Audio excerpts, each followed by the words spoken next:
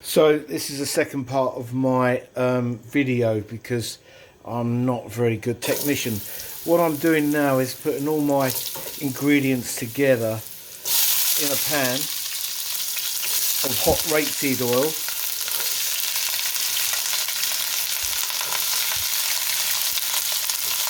Now I want to colour this just mainly to get all the flavour out of them. That oil was hot. Maybe you shouldn't heat it up that hot yourself, but you do want to get a nice colour. This pan is absolutely fantastic. It's my mum's pan and she used it for the Yaga. She'd cook on top like a casserole, then we got this lovely lid that fits on top of it and she'd put that in the Yaga. So yeah, I'm using it. God bless you, Mum. And but it's the best bit of cooking equipment I've got, I think.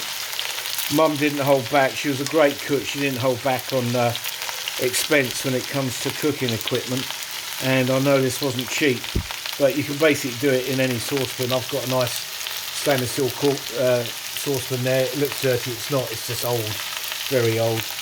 And I've got water there, and I'm just going to boil my mung beans. I was going to do the mung beans with the curry, but I've never cooked mung beans before, so I'm going to boil them till they're tender. Just before they're tender, take them off, drain them, and then add them to this mixture here. So there you go. We keep that sizzling away. Get a nice colour on that. As soon as it's got a nice colour, I'm going to add my spices. I'm going to add my spices and my coconut flour. Listen, if you can't get coconut flour, just use plain flour. Or if you're wheat intolerant, use corn flour. But then you'll have to thicken your mixture once it's done with corn flour. You have to dilute the corn flour with water. But yeah, but if you're not gluten intolerant, then just use flour. I like to use coconut flour because you get the lovely coconut flavour running through this curry, and it's gluten free and it's bloody good for you as well. So I've got the veg pretty much golden, and then I threw in all my spices with those curry spices. Now it's important that you cook the spices out, and that means carry on cooking them in the pan with the vegetables nice and hot, because the curry spices are spores and the heat will open them up and you get the most flavour out of them. You won't have a powdery texture taste on your tongue if they're not cooked out properly. So I've done that. Now I'm going to add my coconut flour, and this is just to thicken it slightly. Don't want it too thick. Just want it also binds it and brings it all together as well. Like I say, just use ordinary plain flour if you can't use, or better still, if you're gluten intolerant or you don't like gluten, use corn flour.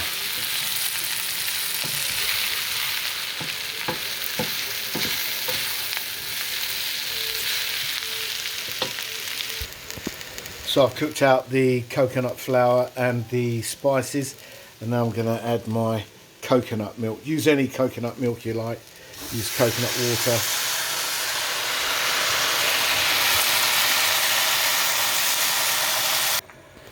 There you go, and that's, we talked about yesterday, we talked about reduction. This is about reduction now, to get all those flavours together. Always scrape the sides, don't forget, because that's where the flavour holds onto the side of the pan. And I can see it already start to thicken nicely. I did use Maldon sea salt again. I'm not using any stocks, any vegetable stocks or anything today. It's just going to be the flavours from all the ingredients: the garlic, the onions, sweet potato, peppers, butternut squash, cat biscuits. It's all going to give it lovely flavour. So I'll give a bit more of this coconut milk. Just reduce it down. Reduce. That's what you need. Rustic. So I've got a nice big handful here of fresh coriander, stalks and all, and I'm just going to chop that quite vigorously, and I'm going to add that last thing. That's the last thing that goes into the into the curry. I've added some chickpeas to this. As you see, it's vibrant and it smells are blowing me away. I've just had a taste of it and it tasted like chicken korma. Not chicken korma, but korma sauce. You know, that coconut milk and the coconut flour really does bring it together, and it gives it a lovely sort of creaminess about it and texture. Look at that. So, because I'm not vegan, nor is my family, we'll be doing nice big plump chicken breasts, and I'm just going to cover those in the same spices and let them stay in the chicken breast for marinate them about an hour to 2 hours, and then I'm going to pan fry them very gently and then finish them off in the oven and then slice them on top of a pile of my mung bean vegetable curry. Mung beans are boiling away there. It'll take about 40 minutes. And then I'll just add the mung beans to this. Coriander. Bob's your uncle. You didn't really think I was going to add the cat biscuits. Meow. There you go. So coriander's so pungent. If you don't like coriander, don't put it in there. But then, what's the point in doing a recipe? Because this is the main part of the recipe. So yeah, I forgot to tell you, I used rapeseed oil, a small amount of rapeseed oil to fry the vegetables off, and before I added everything in there. Yes, the rapeseed oil. So the vegetables really took about 25 minutes vigorously reducing and boiling, and I stayed there cooked. I've just tasted a bit of butternut squash, and it's perfectly cooked, had a nice little bite to it. So I've turned the gas off now, and just smells are just amazing. It smells like I'm at the Shamrat in some little back street in Brighton. It's a really beautiful smell. Anyway, I'm going to put the lid, my mum's lid, on that and leave that to one side. Wait for the mung beans to cook. And when they're cooked, I'll add them to that, add the coriander, and just leave it to one side for later on. Do you know what? This will taste even better tomorrow. I've made enough for around about 8 people. 16 vegans, 8 normal people. Oh, I can't wait for the backlash. Yeah, so yeah, tonight's the night.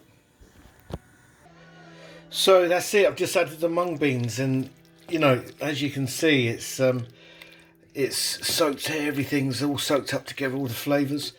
I'm just going to sprinkle in my coriander, all of it, absolutely all of it. Now, do you know what the time is now? 2:45.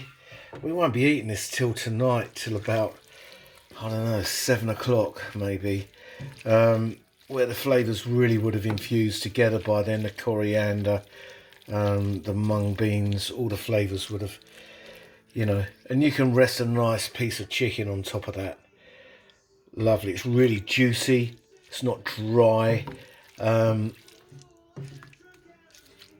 overcook the chicken if you're going to add chicken to it, because that'll make it dry. Just add the chicken just cooked, slice it on top, and Bob's your uncle.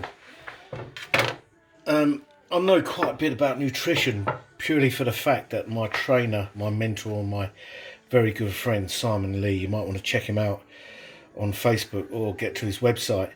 There's not anything he doesn't know about food and what it does to the system, gastric system, your body. And he teaches me a lot about what to use and not what to use. So if there's any doubts, you're not sure if you can eat it or not eat it, well, you can either Google it or grab hold of Simon Lee. Okay, I think that's about it now. We're ready to go for tonight. Let the sun shine on it. And, oh yes, I didn't add the tin tomatoes because I didn't feel like it needed it. If you want to add tin tomatoes to it, add tin tomatoes to it. I'm not a fan of tin tomatoes unless it's like a bolognese or meat sauce of some kind. So, but yeah, if you want to add tomatoes, add tomatoes. Anyway, enjoy if you get to make it. If you don't get to make it,